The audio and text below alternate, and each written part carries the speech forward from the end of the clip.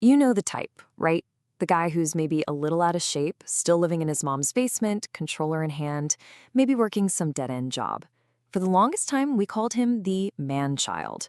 He was a trope, a running gag in movies and TV shows that we all kind of laughed at. But what happens when that punchline isn't funny anymore? What happens when it starts showing up in the actual data? So, how did we get here? Let's break it down. Think about this line. This is from a TV show about 25 years ago. It was supposed to be completely absurd. It was comic relief, pointing at a character who was just this laughable, obvious failure. I mean, the whole idea that a 30-year-old would be in this spot was so far out, it was hilarious. But you fast forward to today, and that joke just doesn't land the same way. Why? Because for millions of young men, it's not a joke. It's their reality. What was once comic relief is now a common situation. That rare failure, it's now the case for over half. Yeah, over 50% of young men in the US and Australia who are still living at home with their parents. So what on earth happened? How did we get from a sitcom punchline to a widespread, documented societal trend? Because let's be clear, this isn't just about a few guys getting lazy. This is something much bigger and much more systemic. And look, this isn't just some abstract statistic. This is happening in real families. Take the Marino family, who were profiled in the Wall Street Journal. Their daughter graduated business school, got engaged, starting her life. Her 3 adult brothers, all still living in their childhood bedrooms. Their dad even said, "Something is amiss here. That's not how you build your life." And this is what really gets to the heart of it. One of the sons, Daniel, he said it perfectly. He just felt lost, totally aimless. He lost touch with his friends and ended up dropping out of school.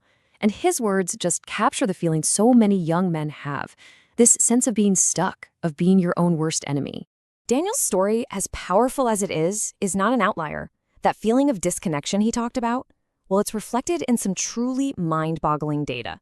So let's get into the hard numbers. 500%. I want you to just let that number sink in for a second. That is the staggering increase in the number of young men who say they have 0 close friends since 1990. It's just a massive change. And if you break it down, it gets even clearer. Back in 1990, more than half of all men had 6 or more close friends, a solid social circle. By 2021, that number got cut in half, down to just 26%.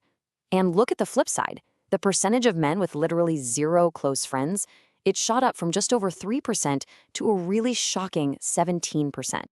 This crisis of connection, it's mirrored by a crisis in achievement.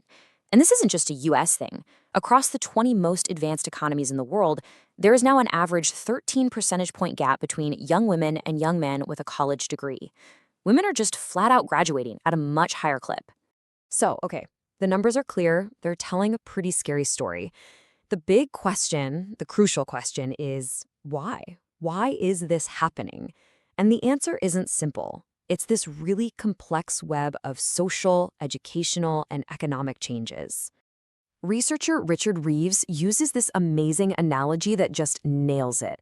He says, it's like the needles on a compass have all just spun around. North is south, south is north. The shifts in gender dynamics have happened so fast that our whole societal map is scrambled. It's hard for anyone to really know which way is up.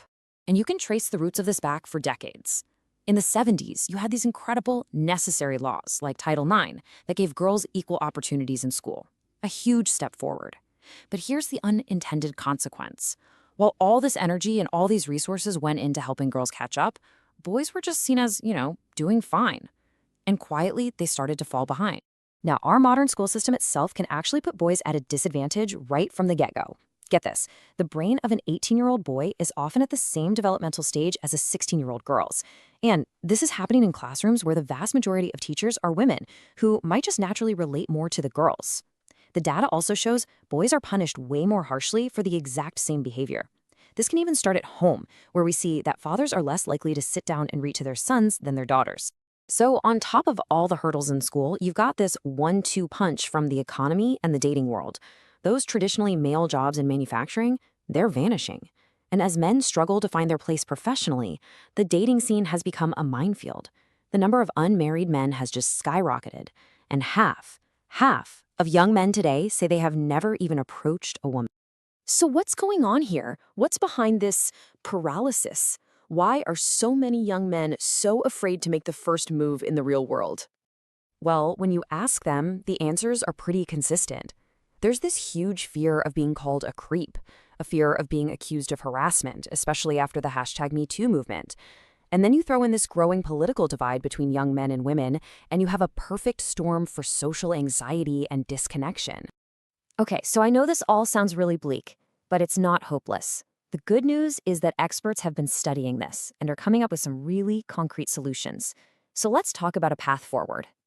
The consensus is that there's no single silver bullet here. We need a bunch of different approaches. It all starts early, by really focusing on reading for boys in those first few grades where the gap starts to open up. It means practical stuff, like tutoring to keep them in school. It definitely means mentorship. Programs like Becoming a Man in Chicago are having incredible success. We also need better pathways from school to good jobs through apprenticeships, mental health services that are actually designed for men, and finally, encouraging dads to be more involved with things like paternity leave. Now, one of the biggest ideas is to actually redesign the system itself. We need to go out and actively recruit hundreds of thousands more male teachers. We've seen this work. Think about the big campaigns to get more women into STEM fields. We can use that exact same model to get more male role models into classrooms, especially in subjects like English, where boys tend to struggle the most. And here's another bold idea. Just acknowledge biology. It's a practice called redshirting, which basically means starting boys in school 1 year later. This helps account for that developmental lag we talked about. And this isn't some crazy new thing. It happens all the time in private schools. But making it a public school option could be a huge game changer, especially for boys from lower income families. So why does all this matter so much? I mean, this is a young men problem, right? Wrong. A society where half the population is struggling and falling behind is not a healthy society for anybody. The stakes here are incredibly high for all of us. Scott Galloway puts it in the most stark terms possible. He says the most dangerous person on the planet is a young, broken, and alone man. And his point is, as a society, we are producing way, way too many of them. We simply cannot afford to look the other way and just hope this problem solves itself. And that really brings us to the core of it all, doesn't it? It's a crisis of purpose. Richard Reeves points out that the deep down feeling so many young men have is that they just aren't needed. Not by their families, not by their communities, not by society. And when you don't feel needed, it is so easy to get lost. Ultimately, this is not a zero-sum game. This isn't a battle of the sexes. It's about fixing a crisis of neglect that is failing an entire generation of boys and men. So the real question, the one we all have to ask ourselves, is this.